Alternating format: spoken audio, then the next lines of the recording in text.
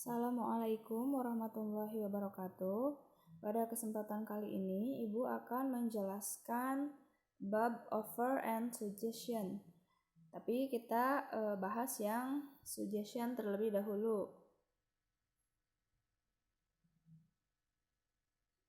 Oke, pertama di sini ada beberapa poin penting ya untuk suggestion. Pertama di sini ada suggest. Nah, di sini suggest itu menyarankan, berarti memberi sebuah saran ya untuk memperkenalkan atau mengusulkan ide atau rencana kepada seseorang ya untuk dipertimbangkan. Nah, ini kemudian ada lagi di sini suggestion adalah bisa berupa abstrak atau bisa jadi sebuah wujud dari solusi, nasihat, kemudian rencana atau ide, dan itu bisa diterima ataupun ditolak ya. It can be accepted or refused ya. Jadi suggestion ini dia bisa diterima, bisa juga ditolak ya oleh seseorang. Nah, fungsinya untuk apa? Di sini ada fungsi dari suggestion ya. Ini untuk memfasilitasi komunikasi ya, komunikasi antar perseorangan ya. Between different people ya, di antara orang yang berbeda. Sebagai contoh, di sini ada for example, let's finish our homework first ya. Mari kita selesaikan pekerjaan atau PR kita dulu ya. Kemudian yang kedua, let's go home. Mari kita pulang. Oke, bisa dipahami. Kita lanjut ke slide berikutnya. Kemudian di sini ada expression ya, atau ekspresi. Nah, ini merupakan ekspresi jika kita membuat suggestion ya. When making suggestion, we often use the following expression. Kita menggunakan ekspresi seperti ini ya. Pertama ada let's, why don't we, kemudian ada we called, ada what about, ada how about, terus ada I suggest that, you might want to change, I think, dan terakhir ada I don't think ya. Nah, beberapa ekspresi ini merupakan sebuah ekspresi ya, atau sebuah tanda jika kita itu sedang atau hendak membuat saran. Oke, langsung ke contohnya saja ya. Di sini contoh penggunaannya. Pertama ada let's go to the library ya. Mari kita ke perpustakaan. Kemudian yang kedua, let's go to movies. Ada lagi ini, why don't you do your homework before going out? Ya, kenapa kamu tidak mengerjakan PR-mu sebelum keluar gitu ya, kan itu juga merupakan sebuah saran.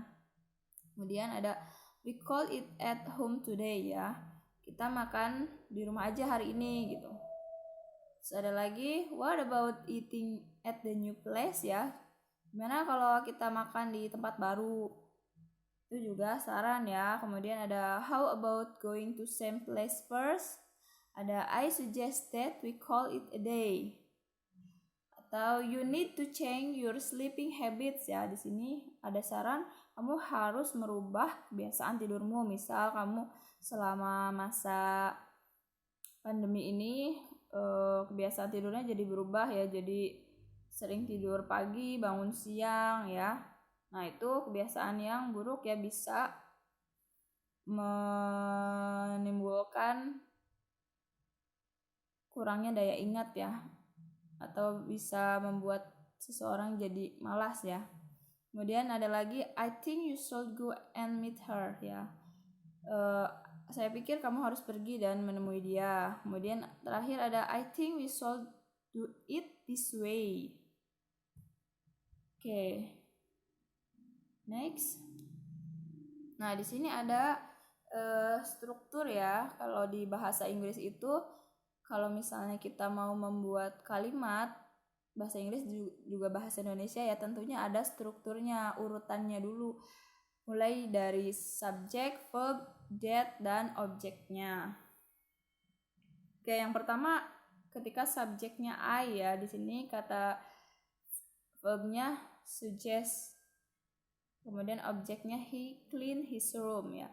I suggest that he clean his room ya. Saya menyarankan agar dia membersihkan ruangannya terlebih dahulu. Kemudian ada we recommend that she read the Hunger Games ya. Kita merekomendasikan agar dia membaca buku The Hunger Games.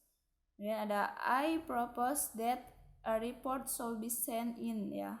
Saya mengusulkan bahwa sebuah laporan harus dikirim segera. Kemudian ada I put forward that we work together on this. Ada we advise that he work hard ya. Yang terakhir ada I advocate that we support them in every way possible.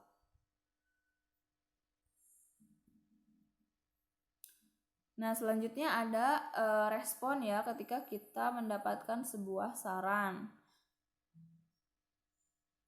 Oke, kita lihat di kolom yang making suggestion ya, membuat saran terlebih dahulu. Di sini saran yang pertama ada let's go to movies ya. Nah, ini kalau misalnya sarannya diterima oleh kita bisa menjawabnya let's go ya. Atau kalau misalnya kita menolak saran itu ya di cleaning suggestion ya, no thank you, I don't feel like going ya. Tidak, terima kasih ya. Kalau misalnya menolak sebuah saran itu ada baiknya kita menggunakan kalimat terima kasih ya, biar orang tersebut tidak kecewa ya, tidak begitu kecewa. Kemudian ada why don't you do your homework before going out ya? Kenapa kamu tidak mengerjakan PR-mu sebelum keluar ya? Kalau misalnya kamu setuju dengan saran itu, okay, I will. Kalau misalnya kamu tidak setuju, sorry, I think I will go out first and then do my homework ya. Kemudian ada how about going to same place first and then to the supermarket ya. Sini jawabannya yes, let's go, it's a good idea ya. Atau no, let's just go to the supermarket ya. Atau kalau misalnya tidak setuju, no ya, mari kita pergi ke supermarket dulu. Kemudian di sini ada I think you should go and meet her ya. Kemudian jawaban setujunya okay, if you say so ya. Oke, jika kamu menyarankan seperti itu. Kemudian sorry, I have previous engagement ya. Sorry, aku sudah punya janji, misalnya kayak gitu. Kalau misalnya kita menolak sarannya. Nah, terakhir di sini ada contoh dari percakapan yang mengandung sebuah saran ya. Sini ada hi John, hi Jen, what are you doing? Katanya, nothing much, would you like to go to movies? Apakah kamu mau pergi nonton film ya? I would love to, but not right now. Aku suka itu, tapi gak bisa sekarang. How about in the afternoon? Katanya, gimana kalau misalnya nanti siang?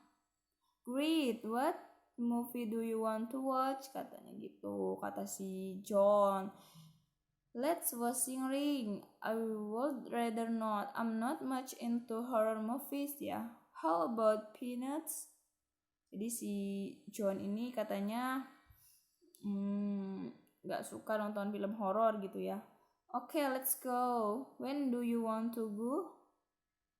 4 o'clock show ya. Kapan kita mau pergi? Katanya jam 4. Nah, it sound good. Okay, see you then. Okay, see you.